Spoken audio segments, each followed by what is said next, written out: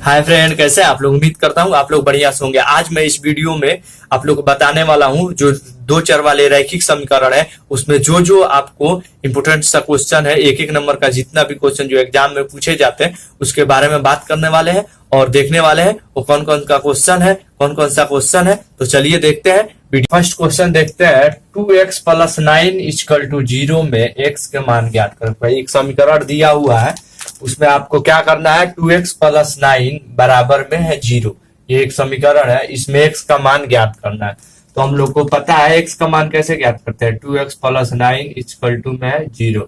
अब देखिए क्या होता है, 2x यहाँ हम दे देंगे, इसमें एक बराबर है और ये 9 है, ये यहाँ जो 9 है वो क्या है, प्लस का है, इधर जाएगा तो माइनस हो जाएगा। फिर x इक्वल टू क्या हो जाएगा, माइनस इधर 9 है और ये जो 2 है वो जाके इधर गुना में है, इसके बीच में क्या है, गुना है, तो इधर जाएगा तो भाग हो जाएगा।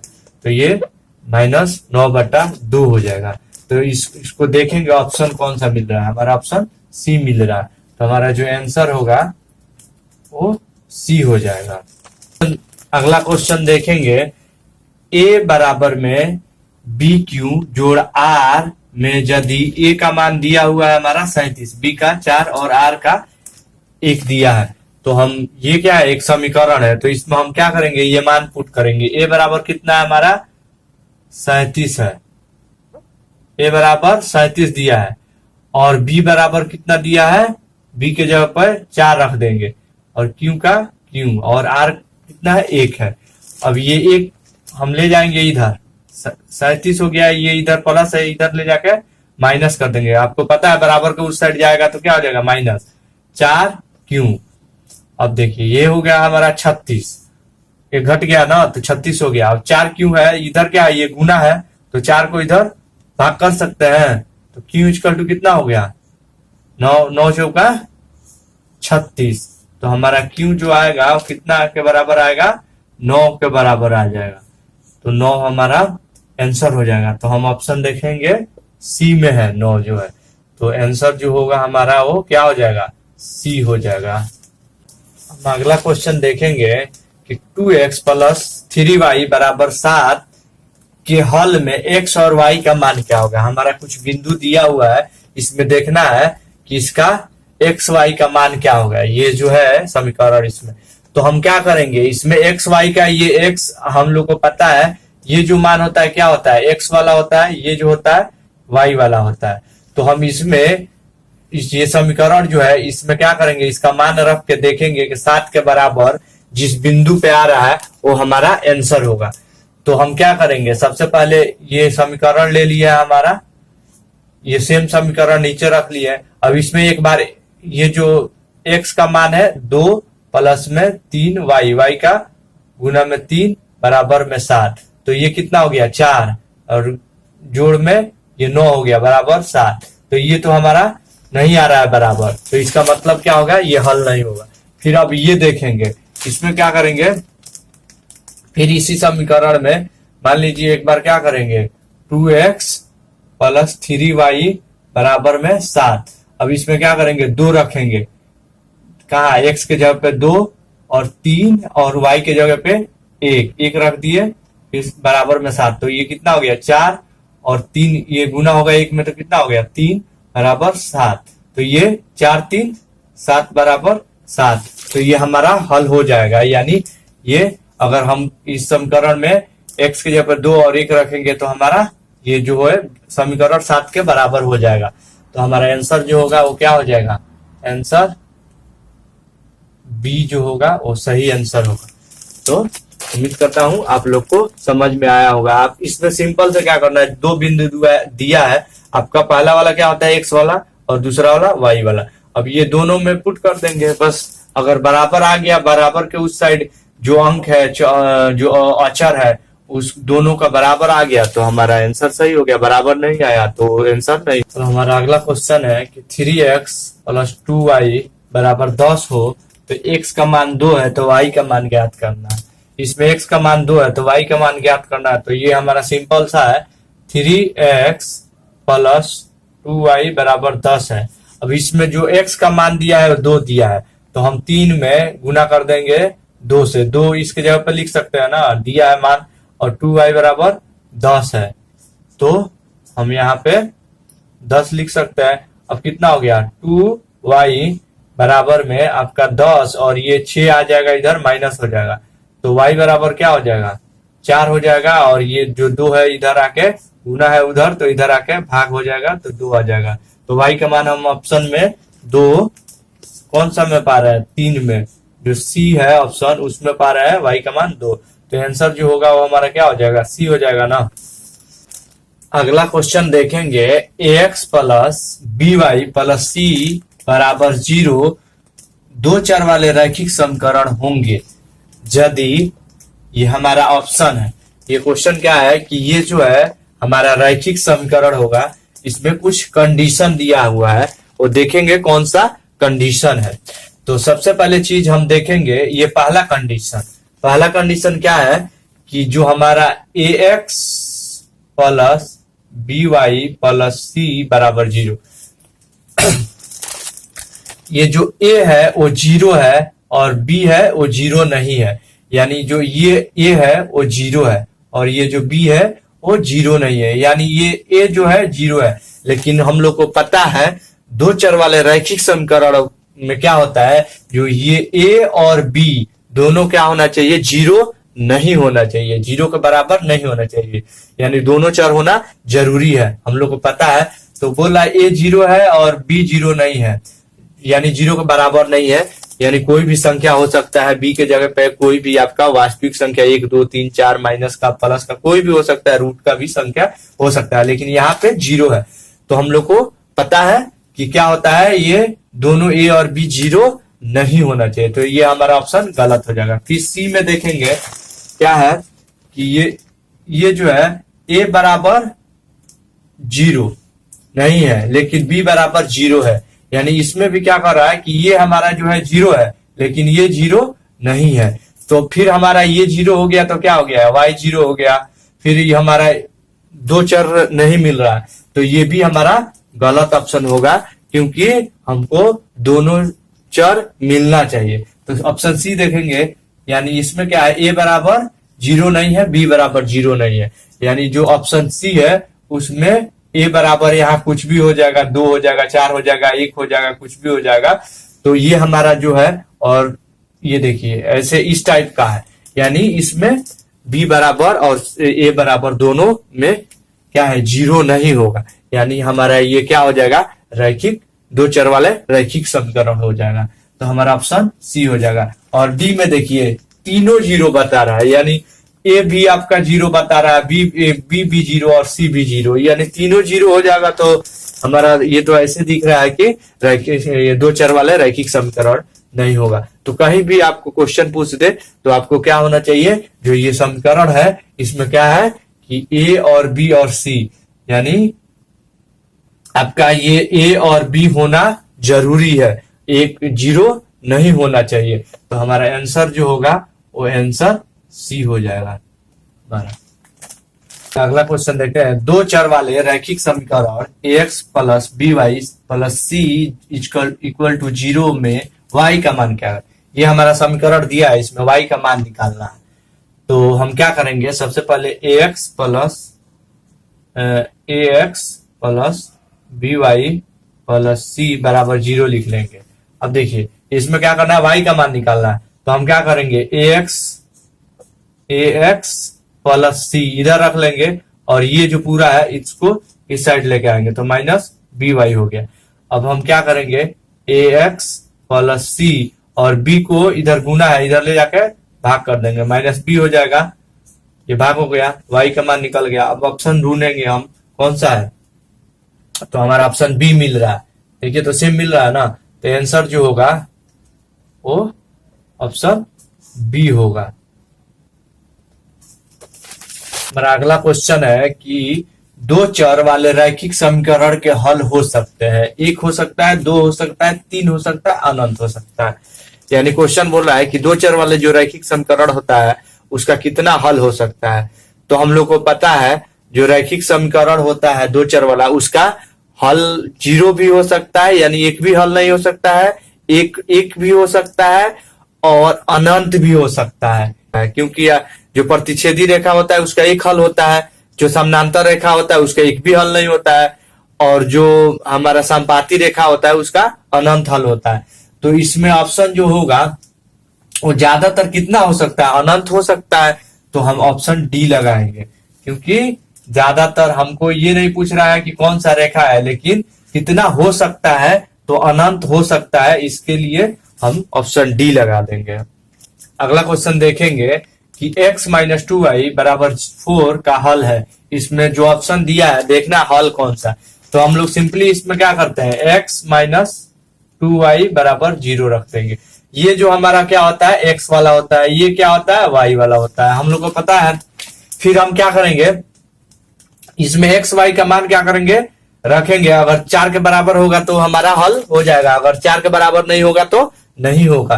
तो हम क्या करेंगे, पहले x के जगह पर 4 रख देते हैं, और 2 और 0 अगर यहाँ पे रखेंगे 0 हो जाएगा। तो ऐसे खुद ही दिख रहा है, डायरेक्ट दिख रहा है कि 4 हो जाएगा x पे, और इसमें 0 रखेंगे 0 हो जाएगा। तो ये 4 बराबर 4 हो जाएगा। तो हमारा ये जो होगा आंसर सही हो जाएगा। तो हमारा जो राइट आंसर होगा वो क्या होगा, आंसर ए होगा, ऑप्शन जो ए है। अगर 2 रखते हैं, एक बार इसको भी चेक कर लीजिए, अगर आपको चेक करना है तो 2 रखते, 1 रखते हैं x के जगह पे तो 1 हो जाएगा।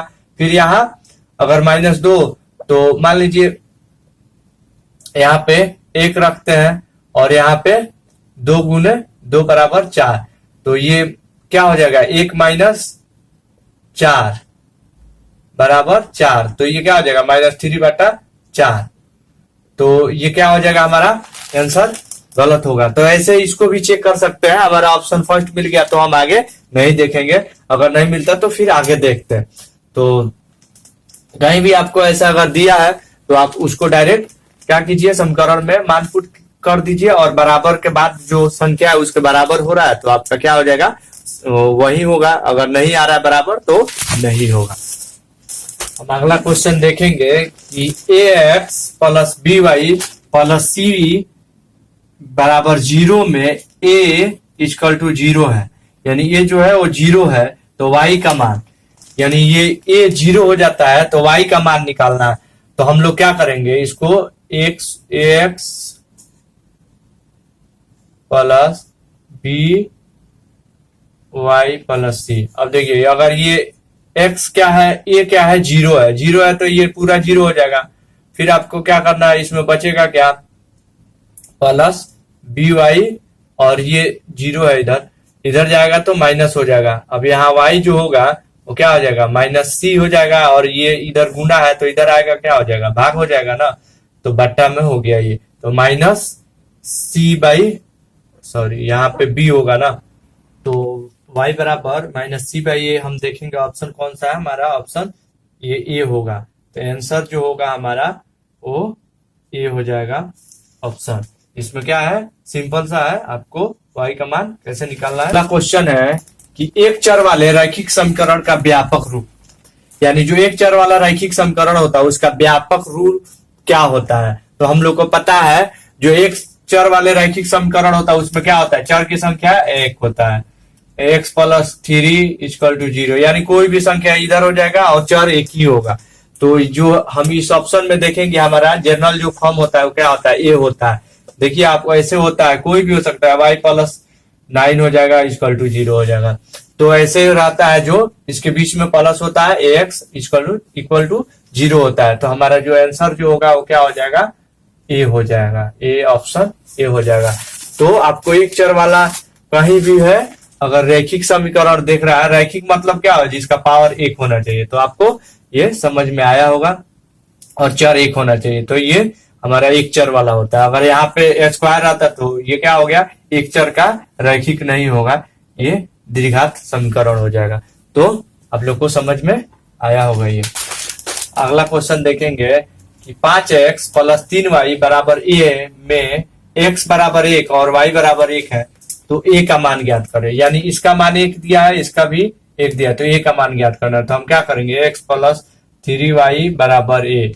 अब 5 गुना में x का मान कितना 1 है, और 3 गुना में y का मान क्या है, 1 है, बराबर a है। तो हमारा क्या हो जाएगा, ये क्या हो गया 5, अब प्लस में ये 3 गुना 3 एक कम 3 होगा, क्या हो जाएगा 3 हो जाएगा। और ये ए बराबर क्या हो जाएगा, ए बराबर हो जाएगा 8। तो ऑप्शन 8 किसमें है, डी में है। तो हमारा आंसर जो होगा क्या हो जाएगा, डी हो जाएगा। हमारा अगला क्वेश्चन है, दो चर वाले रैखिक समीकरण का व्यापक रूप। यानी जो दो चर वाला होता है वो समीकरण का व्यापक रूप, यानी वह जो दो चर वाले समीकरण, यानी आप लोग को पता है दो चर वाले समीकरण क्या होता है, जिसमें दो चर हो उसको क्या कहते हैं, दो चर वाले रैखिक समीकरण। तो ये दो चर वाले समीकरण, तो हम ऑप्शन देखेंगे बी। ये देखिए ये जो होता है ax plus b y plus c जो होता है वो क्या होता है, हमारा जनरल फॉर्म होता है, व्यापक रूप होता है दो चर वाले समीकरण। क्योंकि देखिए यहाँ x और y दो चर है और ये हमारा ये पूरा प्लस प्लस में ये जो हमारा जनरल फॉर्म, यहाँ देखिए एक माइनस है यहाँ प्लस, ये हमारा नहीं हो पाएगा। तो हमारा जो आंसर जो होगा वो इसमें बी होगा, ऑप्शन बी जो होगा वो हमारा सही आंसर। वो पूरा प्लस होता है और ax plus b y plus c बराबर 0 होता है। तो हमारा ये व्यापक रूप है। और आप लोग को पहले देखे एक चर वाला में क्या होता था, ax प्लस में c बराबर 0 ऐसे था ना, ऐसे ये दो चर वाला में ax plus b y plus c बराबर 0 होता है। अगला क्वेश्चन है कि a बटा में ax प्लस में बी बटा वाई बराबर 0 किस प्रकार का समीकरण कहा जा सकता है। ये जो है एक रैखिक समीकरण, दो चर वाले रैखिक समीकरण नहीं है, कोई नहीं है। तो इसमें क्या कह रहा है कि रैखिक समीकरण में क्या होता है, एक चर होता है। तो ये तो हमारा नहीं होगा।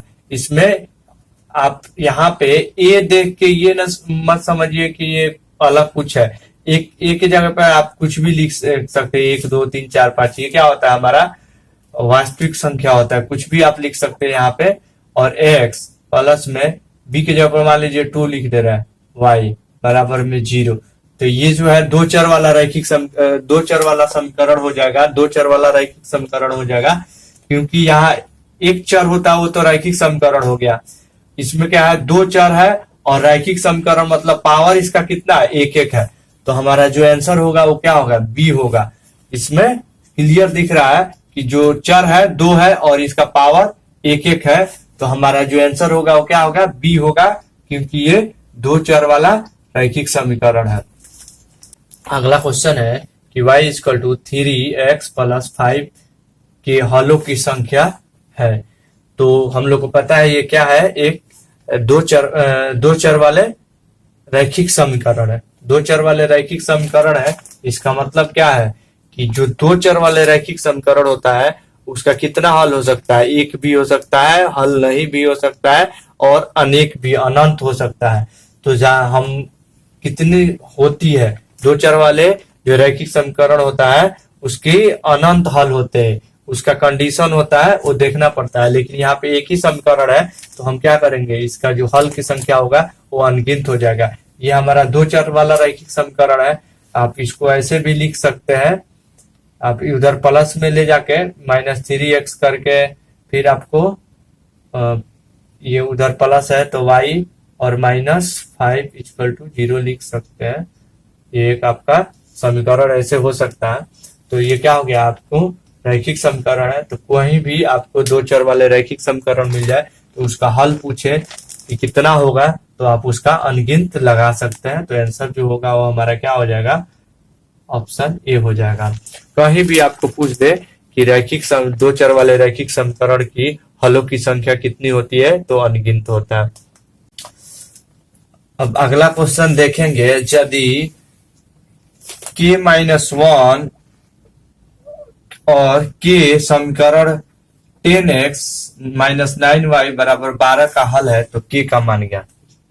ये हमारा जो समीकरण है इसमें बोल रहा है कि ये जो बिंदु है 2k और 2k - 1 और k है, यानी x का वैल्यू जो है वो ये है और y का जो ये है। तो ये समीकरण में k का मान ज्ञात करना है। तो हम लोग क्या करेंगे, इसमें k का वैल्यू, इसमें x y का वैल्यू करेंगे। तो हमारा क्या है, पहला है 10x माइनस 9y बराबर में 12। अब देखिए 10 और k का वैल्यू, x का वैल्यू ये होता है ना हमारा, तो x का हो जाएगा 2k माइनस 1 और फिर हमारा माइनस में 9 और y की जगह पे k बराबर में 12। अब देखिए ये हम गुना करेंगे इसमें, तो क्या हो जाएगा 10 दूना 20 k और 1 से इसमें करेंगे 10 में, तो माइनस है तो माइनस 10 और ये हो जाएगा माइनस 9 k बराबर 12। अब देखिए ये हमारा 20 है और ये 9 है, घटाएंगे तो कितना हो जाएगा 11 k हो जाएगा, और ये 12 है और ये 10 आके इधर प्लस है तो क्या हो जाएगा माइनस है तो इधर क्या हो जाएगा प्लस हो जाएगा। तो फिर हमारा k का वैल्यू कितना आएगा, k बराबर में 12 और 10 कितना हो गया 22 बट्टा में 11, 11 से काटेंगे 2 आ जाएगा, तो k का वैल्यू कितना हुआ 2 हुआ। तो हमारा ऑप्शन क्या हो गया बी। तो ऑप्शन बी जो होगा वो हमारा क्या हो जाएगा, आंसर हो जाएगा। आंसर हो गया ऑप्शन बी। हमारा अगला क्वेश्चन है कि x प्लस वाई बराबर 3 और x minus Y 2y 3x minus 2y बराबर 4 के हल है। इसमें ये जो बिंदु है देखना है इसमें कौन सा हल है। तो हम क्या करते हैं, सबसे पहले x का और y का वैल्यू इधर पुट करेंगे, अगर 3 के बराबर हो जाएगा और इसमें दोनों में हम ये वैल्यू पुट करेंगे ऑप्शन ए वाला, अगर बराबर हो जाएगा तो ये होगा, वो नहीं होगा तो फिर ये होगा। तो हम पहला वाला में पुट करेंगे x प्लस वाई बराबर 3। अब यहाँ x की जगह पे 2 रखते हैं और y की जगह पे 1, तो कितना आ जाएगा हमारा 3 के बराबर आ जाएगा ना। फिर अब यही इसमें पुट करेंगे तो 3x माइनस 2y बराबर 4, तो 3 गुने x के जगह पे कितना है 2 है और 2y, y 1 है बराबर, तो हमारा क्या हो जाएगा 6 माइनस 2 बराबर में 4। ये भी हमारा बराबर आ रहा है 4 बराबर 4, ये भी हमारा 3 बराबर 3 आ रहा है। तो हमारा जो सही आंसर होगा ये होगा ऑप्शन ए।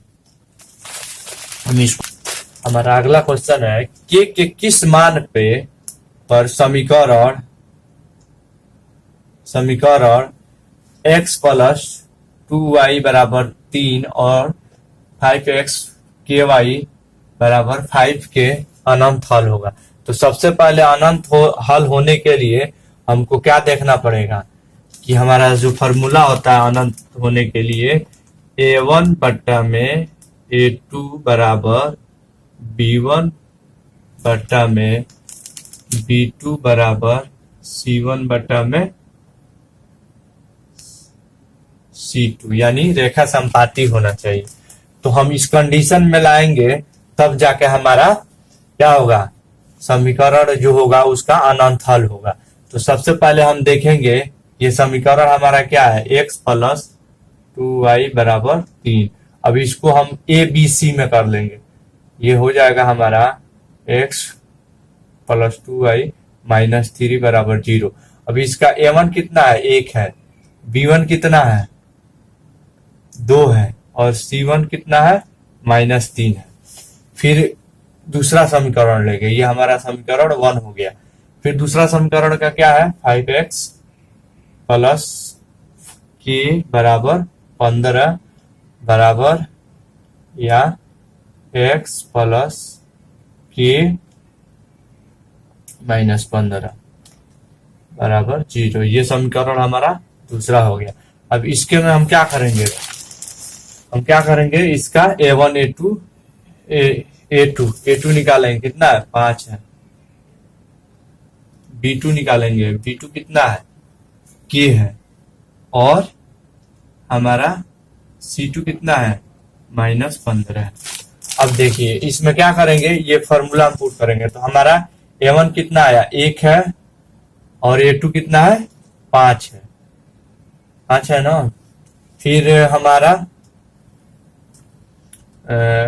बराबर होना चाहिए। B1 कितना है? B1 है हमारा, B1 2 है, और B2 कितना है? K है, और फिर हमारा ये C1 कितना है? -3 है, और C2 कितना है? -15 है। अब हम लोग को क्या लाना है? एक ही अनुपात में लाना है, तो यहाँ काटेंगे तो क्या हो जाएगा? 5 आ जाएगा। तो 1/5 ये हमारा हो गया, 1/5 ये हो गया, तो हमको ये भी 1/5 करना पड़ेगा ना। तो हम क्या करेंगे? अगर ऐसे हम इसको गुना कर देंगे तभी हो जाएगा। तो हमारा यहाँ अगर 1/5 लाने के लिए अगर 10 रखते हैं तो हमारा इसमें काटेंगे तो 1/5 नहीं हो जाएगा। चाहे ऐसे हम गुना भी कर देंगे इसमें दोनों को, तभी हमारा निकल जाएगा। तो हम डायरेक्ट क्या करेंगे? 1/10 कर देंगे। 5 यहाँ पे 10 अगर कर देते हैं, हमारा ऑप्शन 10 अगर रखेंगे तो क्या हो जाएगा? 1/5 नहीं हो जाएगा, तो की के जगह पे हम 10 रख देंगे तो हमारा क्या हो जाएगा? 1/5। तो ये 1/5 बराबर 1/5 1/5, ये हमारा सर्टिफाइड हो जाएगा अनंत हल के लिए। तो हमारा ऑप्शन जो होगा वो क्या हो जाएगा? आंसर बी होगा। कोई भी समीकरण दिया है तो सबसे पहले हम कंडीशन देखेंगे, उसके बाद में हम उसी हिसाब से आराम से पुट कर सकते हैं भाई। अगला क्वेश्चन है कि दो चर वाले रैखिक समीकरण a1x b1y और प्लस c1 बराबर 0, यानी इस फॉर्म में, ये क्या है? रैखिक समीकरण का जनरल फॉर्म है। तो दो समीकरण हमारा दिया हुआ है, तो इसमें x के मान क्या होंगे? तो हमारा 4 ऑप्शन है। b1 इंटू में c2 माइनस b2 इंटू में c1 बटा में a1 बटा में a1 इंटू में b2 minus a2 into b1, यानी ये जो ऑप्शन दिया हुआ है 3 हमारा, इसमें देखना है कि ये कौन सा x का मान होगा। तो हम लोग को पता है ये क्या है? ब्रजगुणन विधि जो होता है उसका ये एक फॉर्मूला है। तो आप लोग यहाँ पे देखिए, एक ये है हमारा ब्रजगुणन विधि का फॉर्मूला। ब्रजगुणन जो होता है, ब्रजगुणन विधि का ये फॉर्मूला है क्या निकालने के? हल निकालने के लिए। तो हमें x का मान पूछ रहा है, इसमें क्या पूछ रहा है? x का मान निकालना है, यानी x बराबर x क्या होता है? तो अगर हम लोग, तो मान लीजिए y निकालना है, तो इतना बराबर हम क्रॉस मल्टीप्लिकेशन जो ब्रजगुणन विधि है इसमें करेंगे तो हमारा ये क्या हो जाएगा? ये जो है यहाँ पे आ जाएगा, और तो y का मान निकल जाएगा। वैसे ही अगर हम x का मान निकालना है हमें, तो क्या करेंगे? x बराबर में ये करके गुना कर देंगे, ये कोना कोनी गुना करेंगे तो ये हमारा कहा जाएगा? इस पे जाएगा। 1 से गुना होगा तो ये ऊपर चला जाएगा ना। तो ये क्या है? b1 c2 minus b2 c1, ये हमारा ऊपर वाला मिल रहा है। और ये देखेंगे इसके नीचे है तो हमारा a1 b2 minus a2 b1, ये भी हमारा इसमें मिल रहा है। तो ऑप्शन क्या होगा हमारा? क्या हो जाएगा? ए हो जाएगा। ऑप्शन ए होगा हमारा आंसर। तो अगर y का मान दिया है तो x वाला को मिटा के आप जो y का मान था उसमें क्रॉस मल्टीप्लिकेशन करके आराम से निकाल सकते हैं। तो अगर कोई भी क्वेश्चन पूछे x का मान निकाले, दो समीकरण दे दे, बोले कि x का मान निकालना है, तो आराम से आप इसी फॉर्मूला को रख के आराम से निकाल सकते हैं। ये फॉर्मूला आपको याद होना चाहिए, x y का मान आसानी से आप निकाल सकते हैं। हम अगला क्वेश्चन देखेंगे। दो चरों में रैखिक समीकरण के युग्मों का हल इसमें कौन होता है? यानी जो दो चर का रैखिक समीकरण होता है उसमें युग्मों का हल कौन सा होता है? एक रेखा होता है, एक बिंदु होता है, दो रेखा होता है, या कोई नहीं। तो हम लोग को जो दो चर वाले रैखिक समीकरण होता है वो जो हमारा हल मिलता है क्या होता है? जो दो रेखा होता है समीकरण का, जो उसके जहां पे कटान बिंदु कटता है, जो बिंदु मिलता है, दोनों को जो प्रतिच्छेद करता है, या कोई सी रेखा पे जो बिंदु मिलता है वो होता है। तो हमारा जो ये ऑप्शन बी होगा वो आंसर होगा। आंसर जो होगा वो हमारा बी होगा। अगला क्वेश्चन देखेंगे। यदि दो चर में दो रैखिक समीकरण के अनंत हल है तो उसका आलेख कैसा होगा? हमारा ऑप्शन है, देखेंगे ऑप्शन, पहला ऑप्शन क्या है, समानांतर रेखा। समानांतर रेखा में क्या होता है, एक भी हल नहीं होता है, तो ये ऑप्शन नहीं होगा। प्रतिच्छेदी रेखा, प्रतिच्छेदी रेखा में क्या होता है, हमारा एक ही हल होता है ना, तो ये भी नहीं होगा। संपाती रेखा, संपाती रेखा हमारा आंसर सही होगा, क्योंकि संपाती रेखा में क्या होता है, हमारा जो रेखा होता है उसका अनंत हल होता है, तो इसके लिए हमारा जो आंसर होगा वो क्या हो जाएगा, ऑप्शन सी हो जाएगा। अगला क्वेश्चन देखेंगे, समीकरण युग x + 2y + 5 = 0 और -3x - 6y + 1 के बराबर 0 के हल है। इसमें देखना है इसका कौन सा हल होगा, अद्वितीय होगा, अनंत होगा, कोई नहीं होगा। तो सबसे पहले हम क्या करेंगे, इसका a1 a2 b1 b2 निकालेंगे। तो क्या है, ये समीकरण का हमारा जो पहला समीकरण है, a1 बराबर क्या है, 1 है, b1 बराबर क्या है, 2 है, और c1 बराबर क्या है, 5 है। और दूसरा समीकरण में a2 बराबर क्या है, -3 है, और b2 बराबर क्या है, -6 है, और c2 बराबर क्या है हमारा, 1 है। तो अब देखिए फॉर्मूला पर हम पुट करेंगे a1 बट्टा a2, हम लेंगे a1 बट्टा a2 बराबर में क्या हुआ, 1 बट्टा माइनस हो जाएगा, यहाँ -3 है, तो हमारा क्या हो जाएगा, -3 हो जाएगा। a1 a2 1 बट्टा -3 हो गया, और फिर b1 बट्टा b2, b1 बट्टा b2 क्या हो जाएगा हमारा, 2 बट्टा में 6, माइनस का है, काटेंगे तो क्या हो जाएगा, 1 बट्टा 3 हो जाएगा माइनस वाला, और c1 बट्टा c2 निकालेंगे तो क्या हो जाएगा, 5 बट्टा में 1। तो हमारा हम लोग को यहाँ क्या मिल रहा है, जो a1 है और a1 बटा a2 और b1 बटा b2 दोनों क्या है, बराबर है ना। तो हम यहाँ पे क्या देखने को हम लोग को मिला, a1 बटा a2 बराबर b1 बटा b2 बराबर नहीं है, ये c1 बटा c2 बराबर नहीं है। तो ये रेखा का क्या होगा हमारा, ये जो रेखा होगा वो क्या होगा हमारा, c1 बटा c2 यहाँ लिखेंगे, तो ये क्या हो जाएगा, समानांतर रेखा होगा। तो समानांतर रेखा क्या होता है, ये कोई हल नहीं होता है, तो हमारा आंसर जो होगा वो सी हो जाएगा। तो आंसर इसका जो राइट होगा वो सी हो जाएगा, ऑप्शन सी जो है वो हमारा आंसर है। तो आप लोग को ये पता होना चाहिए। अगर आपको क्वेश्चन देखेंगे, 2 चर वाले रैखिक समीकरण युग्म संगत कहलाएंगे यदि उसके हल, यानी जो 2 चर वाले रैखिक समीकरण होता है उसका हल कितना होगा, कि ये ऑप्शन दिया हुआ है कि कितना हल होगा कि वो संगत कहलाएंगे। तो हम लोग को पता है जो समीकरण जो होता है अगर उसका हल होगा तब भी वो संगत होगा, अगर उसका हल कोई हल नहीं है तो असंगत नहीं, क्या होगा, संगत नहीं होगा। जिसका हल आता है वो संगत होता है, जिसका हल नहीं आता है उसका निकाय संगत नहीं होता है। तो इसमें पूछ रहा है एक हल हो, तो हम लोग को पता है क्या, एक हल होगा तब भी संगत होगा, अनंत हल होगा तब भी संगत ही होगा। तो ये तो ऑप्शन हमारा पहला गलत हो गया, क्योंकि खाली एक वाला नहीं होता है, एक हल होगा तब भी संगत होगा, अनंत हल होगा तभी संगत होगा। तो फिर दूसरा बोल रहा है कि शून्य हल हो, शून्य हल है यानी उसका हल ही नहीं है, तो ये भी नहीं होगा। फिर बोल रहा है कम से कम एक हल हो, तो ये हमारा आंसर सही होगा, क्योंकि कम से कम उसका एक हल हो, ज्यादा से ज्यादा अनंत हल हो। तो हम जो आंसर लिखेंगे वो हमारा आंसर सी होगा। यहाँ पे डी ऑप्शन में दिया है अनंत हल हो, तो अनंत हल खाली हो तब भी नहीं, वो भी होता है, लेकिन यहाँ क्वेश्चन क्या कर रहा है कि कौन सा होगा। तो हमारा एक वाला भी होता है, अनंत वाला होता है। तो यहाँ ऑप्शन क्लियर हो गया है कि जो कम से कम एक हल हो वो हमारा क्या होता है, संगत होता है। संगत होने के लिए कम से कम एक हल होना जरूरी है, अगर हल नहीं है तो 0 है तो भी संगत नहीं होगा, असंगत होता है।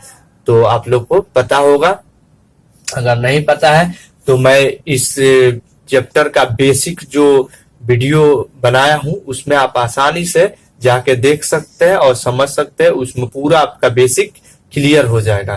तो आपको कहीं भी अगर इस वीडियो में डाउट है तो जाके आप बेसिक वाला वीडियो देखिए, उसका पूरा बेसिक कंसेप्ट उसमें बताया हुआ है, आप आसानी से समझ सकते हैं। अगला क्वेश्चन देखेंगे, ए का मान जिसके लिए समीकरण निकाय, ये जो हमारा समीकरण है आपका शून्य हल होगा। शून्य हल मतलब कोई भी आपका क्या होगा, हल नहीं होगा।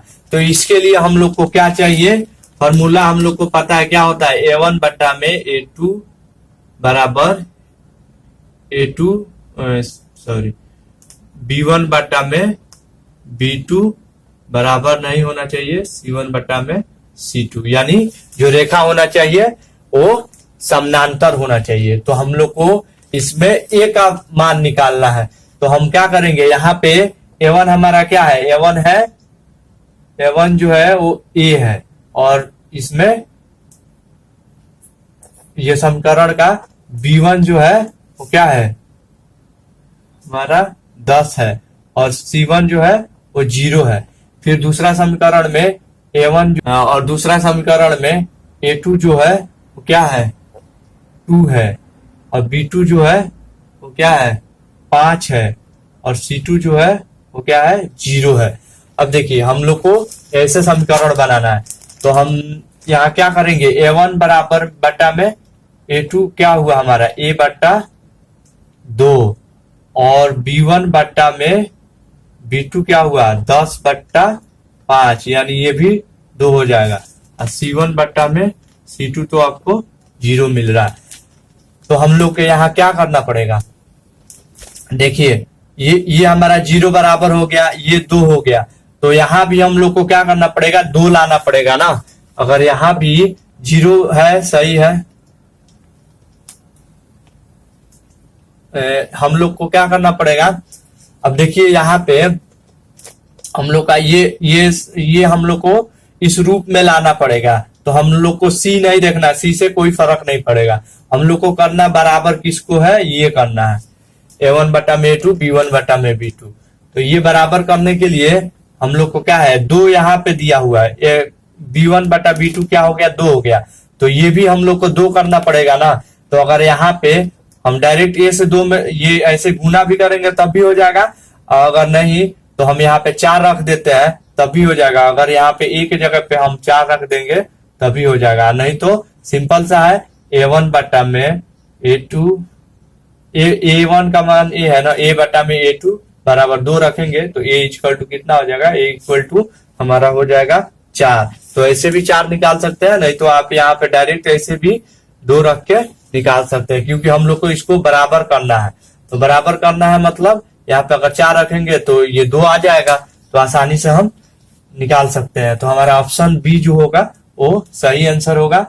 तो हम इसमें अगला क्वेश्चन देखेंगे, ए के मान जिसके लिए समीकरण निकाला है, जो ये हमारा समीकरण है कि अद्वितीय हल होगा, ये समीकरण है, इसमें ऑप्शन देखना है कि कौन सा मान रखेंगे कि ये समीकरण का अद्वितीय हल होगा। अद्वितीय हल के लिए हम लोग को क्या फॉर्मूला होना चाहिए पता है, A1 बट्टा में A2 बराबर नहीं होना चाहिए B1 बट्टा में B2।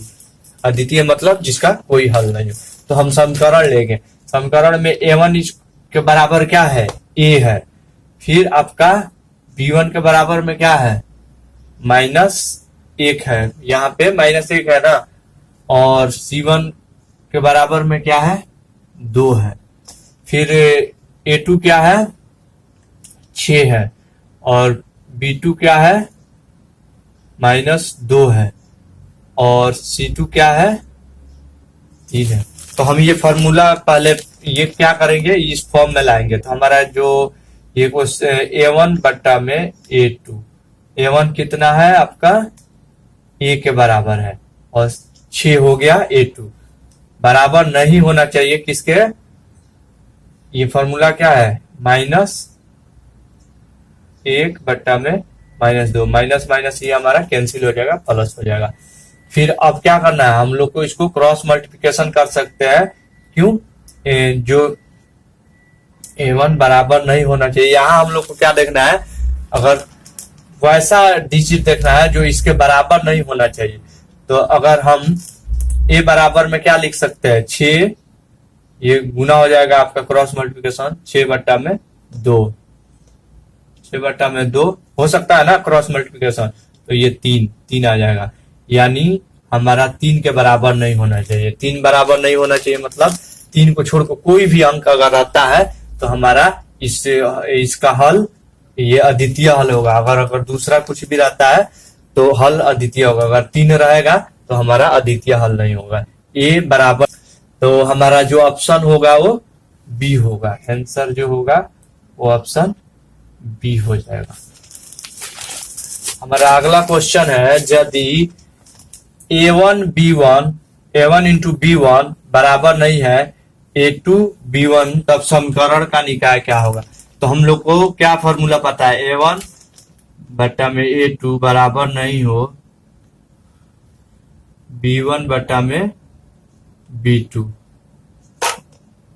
B2 अगर बराबर नहीं हो तो क्या होता है, समीकरण का जो हल होता है वो केवल एक होता है, उसका जो हमारा ग्राफ मिलता है वो एक दूसरे को प्रतिच्छेद करता है, तो क्या होता है, एक हल वहां मिलता है। तो इसका मतलब क्या है, तो हमारा जो सही आंसर होगा, हम लोग को ये फॉर्मूला पता ही है, तो जो सही आंसर होगा वो हमारा ऑप्शन ए हो जाएगा ना। उम्मीद करता हूं आज मैं जो कुछ भी बताया आप लोग को अच्छा से समझ में आया होगा। आपको अगर कहीं भी डाउट है तो मेरा बेसिक वाला वीडियो जाके देखिए, उसमें आपका पूरा डाउट क्लियर हो जाएगा।